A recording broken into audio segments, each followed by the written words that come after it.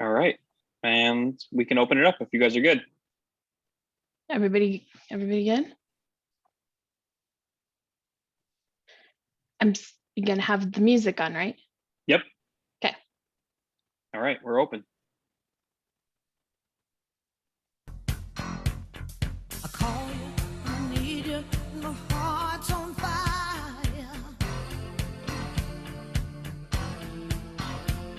You come to me wild and wild. You come to me, give me everything I need. Give me a lifetime of promises and a world of dreams. Speak the language of love like you know what it means. And it can't be wrong. Take my heart and make it strong. You're simply the best. Better than all the rest. Better than anyone. Anyone I've ever met. I'm stuck on your heart. I hang on every word you say. Tear us apart. Baby, I would rather be dead. In your heart, see the start of every night and every day. In your eyes, I get lost, I get washed away. Just as long as I'm here in your arms, I could be in no better place. You're simply the best. Better than all the rest. Welcome everyone. If you have joined and you're wondering if you're in the right place, you are, I assure you.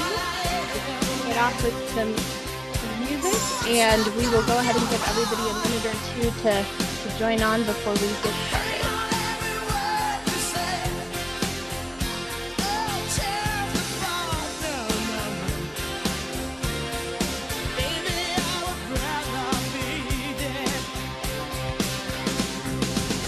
Each time you leave me, I start losing control.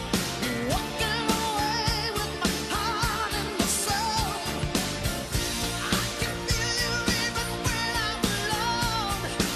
Oh, baby, never go.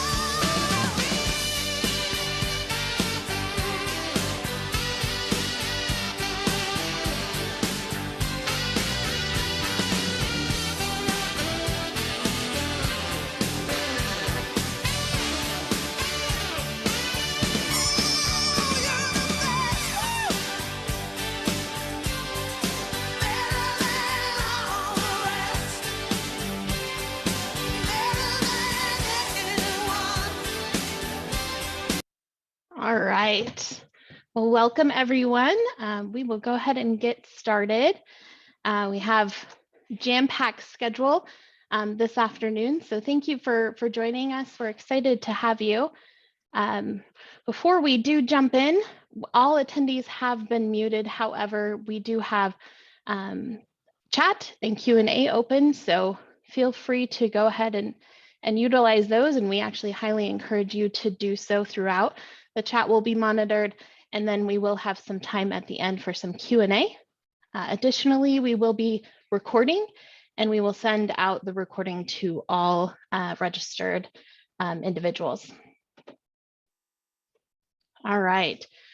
So here at Pivot, we like to have a little bit of fun, which means we're constantly walking that thin line between being casual and a little corny. So you may just be witness to the corny today, but we're embracing it. So come along with our journey. I am Jessica. I grew up within Terracon, which means that at any point in time, there may have been 4 or 5 of my family members that have been employees at Terracon across the country. I did decide to leave and test my love of Terracon for a little while and headed over to a civil aviation engineering firm where I quickly made my way back to Terracon and joined their innovation group, where I've been working on stage 1, and we'll get into that in a little bit here, for the last 4 years. Since the beginning of this year, I have added Pivot to my Terracon story. So I'm eager to jump in and learn more about the technology side and how to help our clients get information a lot earlier in their project process. So we do have on today's call, our lineup includes some entertainment for you. We have Rob, and he's one of Pivot's favorite perks of now being with Terracon. He's a geotechnical engineer with over 15 years of experience. He grew up in Utah and is a proud graduate with honors, which is important, from Utah University. He joined the Terracon Colorado Springs office in 2006, and he made his way up the ranks there to become the geotechnical department manager there. And in true Rob fashion, he is always growing and eager to add to his skill set. He received his MBA in 2019. Similar to myself, he did join the Pivot team in the beginning of the year, and he is a critical piece of merging the Terracon and Pivot stories. Also today we have Rich, who I do want to take a second to celebrate his leadership, and also in the beginning of the year, due to the growth and success of Pivot, has taken on the sales and marketing, as well as customer success side of Pivot. So he's been in the consulting and technology world for over 15 years. He's primarily worked with the product management, system implementation, and then he is really great at rolling out that red carpet to make sure that customers are getting the experience that they expect. He's even been known to serenade a customer or two along the way. You can often find him mountain biking or enjoying some concoction of peanut butter and chocolate while listening to birds. All right, so here at Terracon, oh, it went too fast. We do start every meeting with a safety moment. It is extremely important to us to just kind of keep safety top of mind.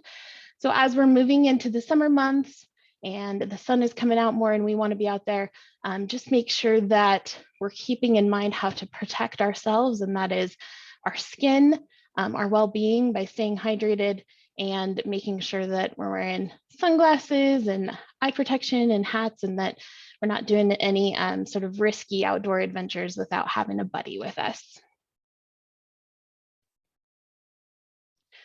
As we dive into what we'll be talking about today, we've got a great lineup for you.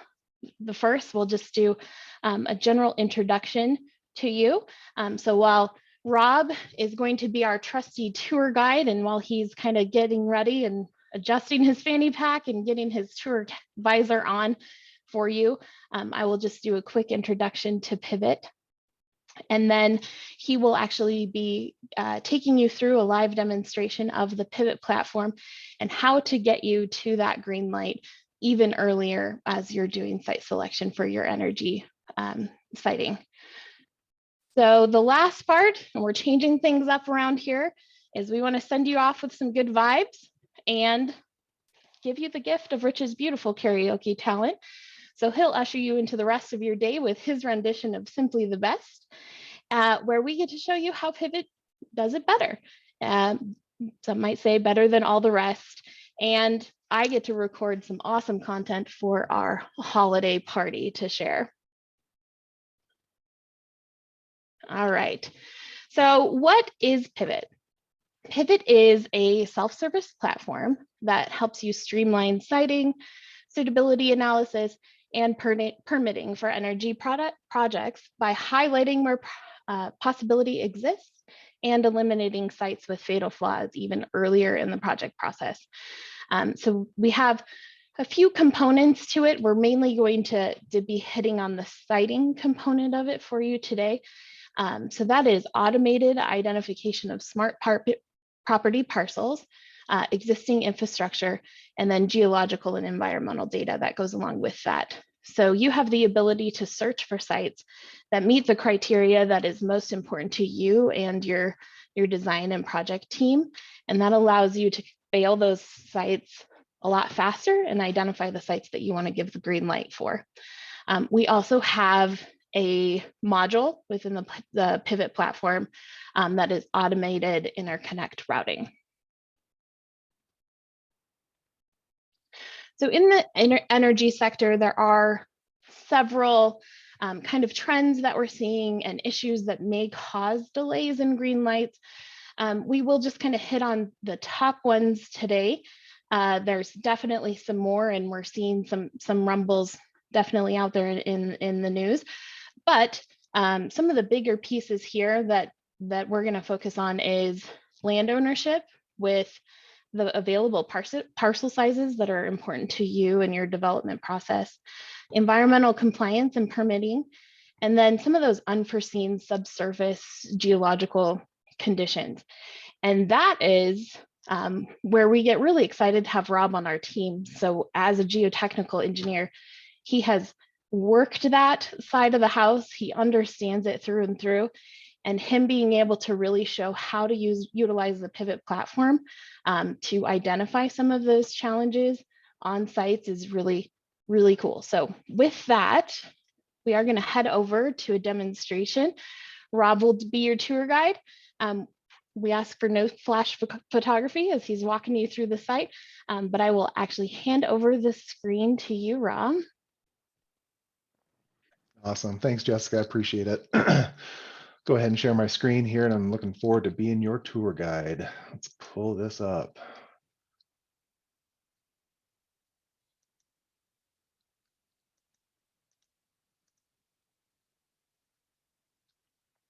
All right, can you see my screen? Good to go. All right, great. Well, so what I'm showing you right here is the landing page for the Pivot siting platform. And there's a lot of different ways that you can jump into here to actually start to greenlight your sites. Whether you wanted to drop a point at a given area within a map and start to search for what's around that point. You can also draw an area of interest. So if you want to confine yourself within a certain boundary, you can also draw that within the mapping application and then start to search within that area as well. You can also not just prospect for sites where you might just be looking for opportunities, but let's say you already have existing opportunities and you just want to be able to upload that and start to see what's going on. You can do that as well. So it's a very versatile tool to be able to start to evaluate those opportunities. What I'm going to show you right here is we have a substation here in the center of the screen, and something that's been really gaining a lot of traction within the world is being able to calculate the usable area to even just see if there is usable area within a given distance of a point, without even just looking for parcels just yet. So we can go ahead and just click this little icon here, and within a flash, we can start to see this purple on the screen here is usable area that is within 3 miles of the substation. So we already can see that there are parcels of land out there that do have usable area. And this is all goes back to our usable area criteria flow down here, where we have preloaded certain criteria that we want to stay away from. So such as wetlands, or if we've got pipelines and existing infrastructure, we're not going to be able to build on top of that type of stuff. So we can very quickly eliminate those areas and start to see where the better opportunities exist. You could actually get a little bit more detailed as well in some of these, where you can pull up land cover. And let's say, for instance, you see a parcel of land that has some pretty good opportunities, but maybe you want to be able to purchase what's already developed out there and you can get rid of it. Or you can start to look at taking away some of the forested areas to make that more usable. It starts to get a little bit versatile, where you can now drag and drop these into usable and not considered usable areas. We also have the ability to look at usable area based on slope, and not just slope, but also slope aspect. So if you're looking for opportunities and you're saying that I'm going to go ahead and consider my land usable as long as it's no greater than 10%, go for it. But let's say, for instance, you wanted to get a little bit more daring and you wanted to throw in a 10 to 15% slope, go for it. But maybe you only want to look at the south and the west facing aspects. You can put that in there too, and you can start to toggle and you can really kind of customize that to fit your needs. So it's just a very easy way to just take a look at the usable area before you're even looking for other opportunities. So let's go back into the workflow. We know that there's usable area within the given proximity. And now we want to look at different parcels of land. So we can do it either by smart parcel or by tax map parcels. So a really great thing that Pivot has done in order to enhance the tax map parcels is creating smart parcels, where we're looking at opportunities of similar land ownership. So if we know that there are landowners out there that have multiple parcels of land, they're going to aggregate those into one specific smart parcel. So you're not going to miss out on those opportunities if there happens to be smaller acreages land. It's going to aggregate that together. And I'll show you how it does that here in just a second. So let's go ahead and we'll turn off our usable area, and let's go ahead and just find some parcels within 3 miles of this substation and just see what's available. So as it's searching for that, you can see on the screen now it's starting to populate. Those green outline areas are the opportunities that are between 100 and 400 acres in size. And we can pull this up here and we can see the 20 opportunities that are available. And if we wanted to get a little bit more detailed, let's say that this Meadows Farm LLC looks like a really good opportunity. We can click down here, and this highlights how the smart parcel application works, where the Meadows Farm has a lot of these smaller parcels that are all adjacent to each other, so it has aggregated it into one opportunity. So it's a really great feature to have, where you can see we were looking for parcel sizes that were at least 100 acres in size. We would have missed out on all of this right here, because there's not one parcel that the Meadows owns that is 100 acres in size, but now it's aggregated it into one opportunity. So let's stick with the Meadows there, and let's go ahead and add that to our project tab, and we'll just continue to evaluate and see how we can better greenlight that site. So we can go over to our project tab here, and we already have a preloaded opportunity that we had in here over at the state of Colorado, but we're still looking just to see if there's anything else that we want to consider. So we already have our preloaded usable criteria in there. Let's just go ahead and run that real quick for the Meadows, and let's just zoom into that right now.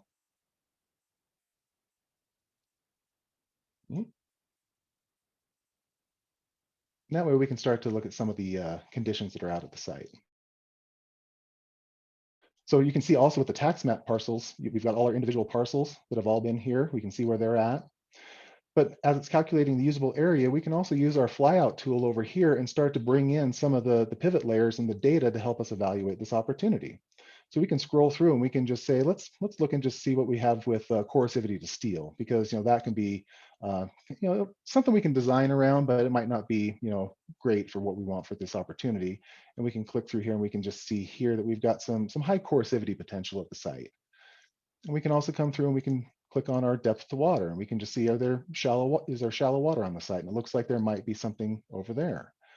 We can also turn on our hydric soils, see if we have anything hydric going on. And then with that, we can also overlay some of the wetland maps and just see where the wetlands lie on the site.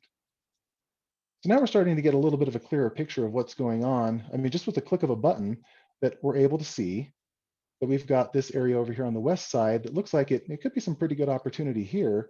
Over here, we do have some wetland areas that our constraints are going to eliminate, but we're going to be able to see where the hydric soils and maybe that higher coercivity is at, because it might not necessarily be a constraint that might not greenlight your site, but maybe it's just something that gives you a little bit more information and just a little bit of a higher level understanding that there might be some extra cost associated with that eastern portion of the site. And so we've got our usable area that's been calculated for the Meadows. So we started out with 275 acres and we've got about 166 usable. So now we can go ahead and we can zoom into those areas there, and we can see very quickly that over here on the west side, it looks like we've got some pretty good opportunity here. And this highlights the capability of you being very flexible and being able to use some of those map layers by being able to see that this area is usable, but still within some higher coercivity areas. So while we have that mapping feature on, let's go ahead and look at our other opportunity over here, where we can see the usable area shown here. And we can see that's outside the wetland area here. It looks like from our coercivity mapping, let's pull that up here and let's just take a look and just see what we've got. I believe that is it's low coercivity over in this area here. So looking at this, we don't have as much hydric soil, we don't have a higher coercivity. So this might be a better opportunity for us to start to green light.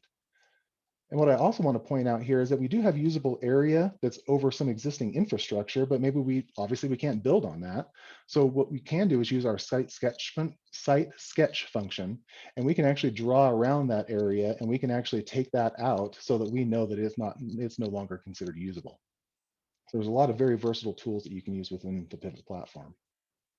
You can scroll through and you can just see very quickly percentages of what's being taken up, whether that's going to be a pipeline, it's streams, it's water bodies. We can see here that we've got a lot of wetlands being taken up, nearly 20%. So it's a very easy look to be able to cross compare these sites. You're also able to do a side-by-side comparison. So you can go into the reporting area and you can start to look just side by side and just see, well, what's really kind of, what do I have that's going on from an acreage standpoint? So we can start to look at maybe even this coercivity area here, where we've got lower coercivity taking up about 59 acres of the site here and 66 here. So we can kind of cross compare and we can just see what those opportunities are. Another ability within the platform is the reporting function. So you can come over and you can create parcel reports, and you can also create environmental permitting reports. You can think of these as just kind of the reports, the summary reports. It's a PDF that you can all gather around and look at together. It's going to give you a quick summary of the overview of the usable area, and it's going to go through and talk about the items that are important to you. This is a customizable feature within the Pivot platform, so you can automatically start to see if there's an occurrence of wetlands, water bodies, if you have critical habitat at the site. Something that's a very nice summary that you can use to share with everybody within the project team. And with that, those are just some of the high-level functions within Pivot. This is something that we could definitely probably talk for about an hour, hour and a half on, but I know we're going to be running short on time. So I do want to turn it back to the other folks on the call, and I'll go ahead and send it back to Jessica. And I appreciate, actually, no, Rich, you're up. So I'm going to turn it back to Rich. And I just appreciate you letting me be your tour guide for the day. I'll actually jump in here real quick. And as you're transitioning, I do want to let everybody know that Rob has a tour guide Venmo fund. If you want to send him some tips, he's saving up for a river rafting boat. That Venmo will be provided at the end of this. But we do have Rich waiting in the wings. He's ready to kick off his part of the show here. And I will share my screen again because we are. Oh, you got to stop sharing, Rob. Oh, there we go. There we go. Thought I did. Sorry. There we go. We are simply the best. Better than all the rest. I'm gonna stick to our day jobs. All right, y'all. Thanks, Rob. Thanks, Jessica. So many of you all might, currently support your citing efforts through kind of internal processes, whether that's you as a GIS person or your GIS team is supporting you, or maybe you're doing this through Google Earth, and this might be one of your first exposures to some of these very kind of site specific platforms to help you find sites and understand suitability, right? And there are just some table stake features out there that you should be kind of aware of, and many of the platforms that are out there are very similar in this nature, right? So clearly the ability to prospect sites and not just click on a substation and look within 2 miles of it, but being able to kind of identify your own sites by digitizing a large area and evaluating that, or whatever the case may be, right? In our platform, I think there's probably 6 or so different opportunities to go prospecting for sites. Of course, you need to be able to understand the usable area and where the potential constraints are. And it can't be a black box, right? You need to be able to take a look at that and understand what specifically is affecting my usable area. And then you'll also need, that's fine. You can also expect to have the publicly available data, right? So one of the big selling points for these platforms is having some of that common publicly available data, particularly as it pertains to constraints. We'll talk about here in just a minute which some of the data sets that kind of differentiate our platform, right? So we're going to go over and above some of that common data, so you can have kind of a deeper, no pun intended, understanding of your sites. And of course, you need to be able to have a intuitive user interface, so it's straightforward, because there's a lot of folks maybe on this call that have not utilized these types of platform, and their knowledge right now is within Google Earth, so it has to be pretty straightforward.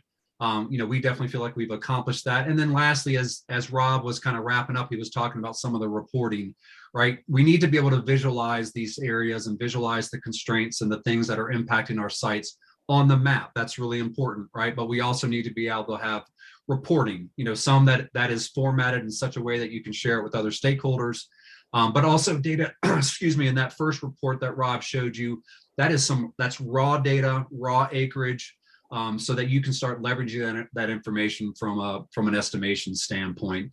And then lastly, what we didn't really talk about very much is the fact that you can download all this information, right? We're not keeping it for ourselves. You can take it out of your system. We recognize that is a critical part of the workflow, is to be able to take out some of that data and pull it into some of your other platforms. So with that, what I'd like to do is just comment on some of the features that differentiate us.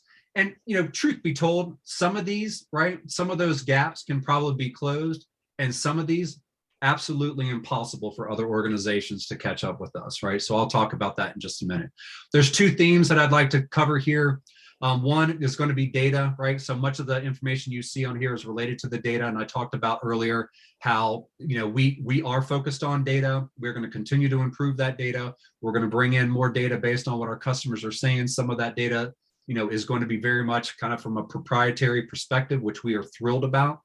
But the other theme here, and it's really that first bullet, is our enterprise capabilities, right? So Pivot is a solution. It's not just a niche application that's going to support solar siting and wind siting, right? As Jessica mentioned earlier, we are also our platform is also designed to support linear corridor routing, whether that is a 2-mile gen tie or a 350, 750 mile electrical transmission route. And then we have functionality or capabilities kind of in between that, right? Very nimble tools that allow virtually anybody in your organization to identify an area and get that reporting associated with it, so you can understand what's around you. That's really important to us, right? So we're not just here to find solar sites and wind sites, but that conversation goes much further. The other thing about the enterprise capabilities is the ability to support single sign-on. The fact that we have SOC 2 compliance. Those are absolute deal breakers for some of our customers, right? From an IT perspective and a security perspective. And getting through a SOC 2 compliance is not trivial, right? So we have thrown time, money, and resources at that to ensure that we have that. And we have been dragged through the ringer, and we have come out shining, and we have gained clients because of that type of security focus. All right, let me just talk about the data, okay? So on the left-hand side, we do have high resolution slope. That information is being derived straight from raw LiDAR data. That is a capability that does not currently exist elsewhere in other platforms. It's a big deal. It's not a trivial thing to accomplish, because it can be very unperformant because it is so much data.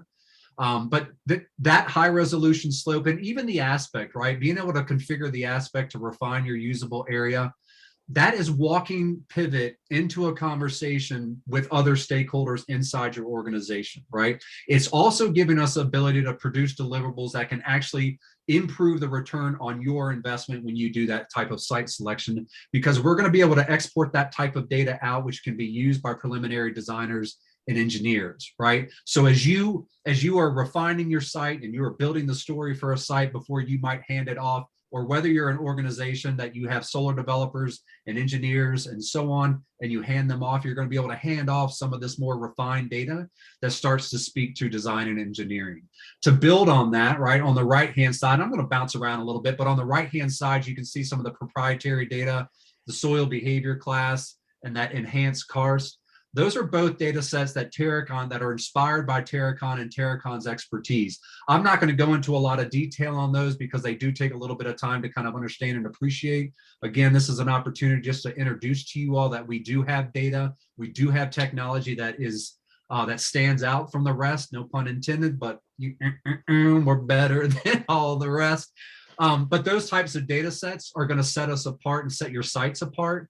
And to build on that even further, if you look down there in the bottom right, that Terracon historical subsurface data, That right there is 50 years of experience in over 2 million boring locations, right? We're going to start taking that information and start incorporating that into our platform so that you have a much more realistic understanding of what's happening below your site. Okay, that will never be touched by another provider out there, right? No one's going to have 50 years of experience in all of those locations to be able to build on that data. So that's a really exciting opportunity, one that Terracon and Pivot are excited to leverage. I'm going to bounce back over to the left-hand side here for just a minute. You're going to see that third bullet point down, that Rex tag information. So many of us, the Pivot story kind of stretches back to 2014, and a lot of that came out of the oil and gas industry. And that data set is hands down the best data set out there when it comes to understanding where existing infrastructure, where there is existing infrastructure. And that conversation extends into electrical transmission lines as well. Pivot pays a pretty penny for that data, right? It comes at a cost for us. But when you look at our pricing structure, right, we are very competitive with our competitors, right? So we're not necessarily sending that cost to you all, but it makes our data better to the extent that it literally has 8 times the number of records than some of the publicly available, like the EIA data, which is being used in a lot of other platforms. Now, with that said, right, we have all of that data in-house, which means that we can enhance our RexTag data where there are gaps with some of our publicly available data, right? That's where us being kind of masters of data really comes into play. And that conversation extends when we get down to those smart parcels, which Rob talked about earlier. Right. For example, in the state of Virginia, I don't exactly have the numbers, but you will understand and appreciate the magnitude. But if you go looking for opportunities in Virginia that are 250 acres or larger, you're going to come up with like somewhere roughly of 2,000 opportunities. Right. After we have ran our algorithm and created our smart parcel layer, you're now looking at somewhere between 7,000 and 8,000 opportunities. Right. Because there are so many small fragmented parcels, but they're owned by the same person. We're blending those together, and we're doing that every 45 days when we upload that or refresh that data. The last thing I want to comment on, excuse me, and Jessica talked about this, right? Both Rob and Jessica come from the Stage 1 team. That is a successful platform that is providing you a report where we are sending those sites to our local geotechnical engineers in the area that you're working in. And they're taking a combination of publicly available data, all of that historical data, and then their expertise in that area and providing you an expert opinion on that site. So when you think about this story, right, you've got the ability with the Pivot platform to come in and develop a site from the very beginning, go prospecting for those opportunities, extend that conversation with some of our data, right? Take that next step, that next step into Stage 1, which is going to give you a much more refined understanding of what's going on underground. And then that walks us into, some of the higher end geotechnical capabilities that Terracon supports. So with that, I'm not going to sing any more songs, as cool as that might be. But Jessica, if you want to take it from here. All right, so we are at a point where we can open this up for questions. So it looks like Rich and Rob, I'm going to tag you in. What are the hydro wetland streams and et cetera information pulling from? Where's that coming from? Yeah, so the hydrological data that we have in the system is exclusively publicly available data. I would tell you where we kind of differentiate in that conversation. During the demonstration, Rob showed you that hydric soil layer and the depth to water layer. Although that's part of the publicly available in our CS data, the Sergo data, we have carved those out. I don't know how familiar you are with that Sergo data, but it is very complicated. We are starting to peel out those types of layers so that we can report on them individually, so that you have a greater understanding of sort of the hydric conditions on that particular property. As far as the zoning types, we do have land cover information that doesn't really speak to zoning. Zoning is one of those sort of unicorn data sets. I can totally appreciate why people want to ask about that. We want it. We have done the legwork to try to find it. Right now, the push up to go gather all of that local municipality type zoning information is too great for us to be able to do that and be able to consistently keep that up to date. There are organizations out there that are starting to pop up that are doing that aggregation, kind of like you do with parcels. We are watching them very closely and excited about the opportunity. We just have not pulled the trigger.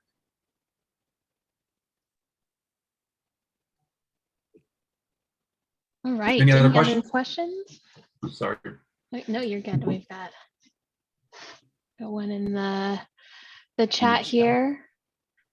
We've got two, actually one in the chat. So how often is your data updated?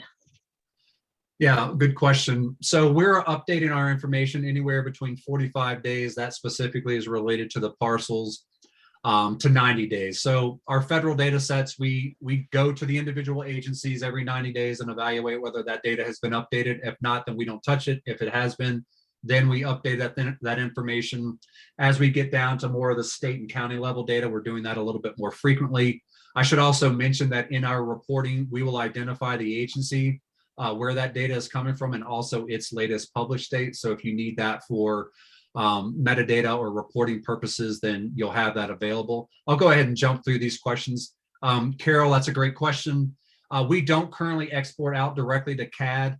Some of our features, we do have a reporting feature that exports out the site, the constrained area, the usable area, et cetera, to a KMZ. Otherwise, we're exporting out most of our information to a ESRI file geodatabase, which can be easily converted to like a CAD DXF format or shape file. And thank you, Amanda. We are rocking it. All right. So it looks like we covered the questions in the chat, and we are a couple minutes over. So as we kind of usher you out of here, we do want to make sure that you are aware of our upcoming series, and we are really excited. One of the perks of being with Terracon now means that we have not only coworkers to brag about, but coworkers to learn from. So we want to share all of their knowledge with you as well. So we have some opportunities for AIA credits coming up as well. So we've got a geotechnical 101 series happening and starting towards the end of July. And then when that is complete, we will move over to our environmental 101 series. So keep an eye out on our website, on our LinkedIn page for more information. But those first two in each of geotechnical and environmental will be able to get you some AIA credits for that. And then what we want to do is really just show you, if your geotechnical engineer was sitting on your shoulder as you were prospecting for a site, what they would want to make sure that you are aware of, and those decisions that you're making during site selection, and how that impacts the geotechnical side of things as well as the environmental side of things. So with that, thank you so much for joining us today. We'll make sure to get you the recording of this, and it will be available on our website. And we hope that you have an awesome day, and just keep in mind that we're simply the best. So thank you, everyone. Thanks, y'all. Thanks, everybody.